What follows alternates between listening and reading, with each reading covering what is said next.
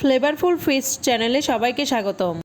আজ আমি আপনাদের জন্য নিয়ে এসেছি একটি সহজ স্ন্যাক্স রেসিপি, চিজি এবং ক্রাঞ্চি ব্রেড পিৎজা রেসিপি। প্রথমে ব্রেডটা হালকা টোস্ট করে নিয়েছি, এরপর হোমমেড পিৎজা সস দিচ্ছি। আপনারা চাইলে বাজার থেকে টমেটো সস কিনেও ব্যবহার করতে পারেন। এরপর স্পাইসি গার্লিক মেয়োনেজ দিচ্ছি। মেয়োনেজ আমি নিজেই বাসায় বানিয়েছি, পরে রেসিপিটি শেয়ার করব। এরপর ভালো করে মজরেলা চিজগুলো গ্রেট করে দিচ্ছি। আমি 2 লেয়ারে চিজ দিব, তাই এখানে একটু কম দিচ্ছি। চিজ এমনভাবে দিবেন যেন পুরোটা কাভার করে। এরপর পছন্দ মতো আপনারা সবজি দিতে পারেন। আমি ব্যবহার করছি পেঁয়াজ, ক্যাপসিকাম, টমেটো।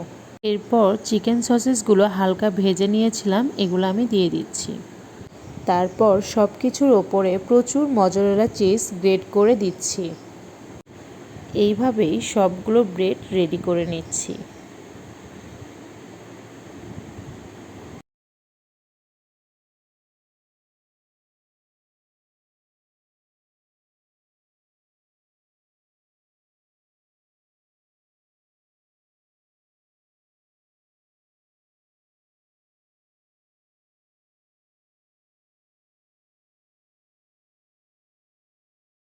ব্রেডগুলো রেডি করা শেষ, এখন আমি প্যানে বসিয়ে দিচ্ছি।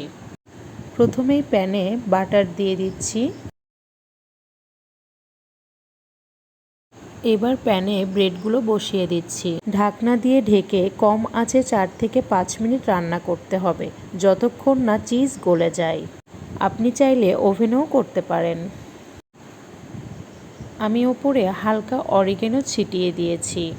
আপনারা দেখতেই পাচ্ছেন চিজগুলো গলে গিয়েছে এবং ব্রেডের নিচে অনেক ক্রাঞ্চি হয়েছে। এই তো তৈরি হয়ে গেল চিজি ক্রাঞ্চি ব্রেড পিৎজা। এটি তৈরি করা খুবই সহজ, খুবই মজাদার এবং যে কোনো সময়ের জন্য একদম পারফেক্ট। দেখুন ব্রেডটা কতটা ক্রাঞ্চি হয়েছে। সাবস্ক্রাইব করতে ভুলবেন না। আল্লাহ হাফেজ।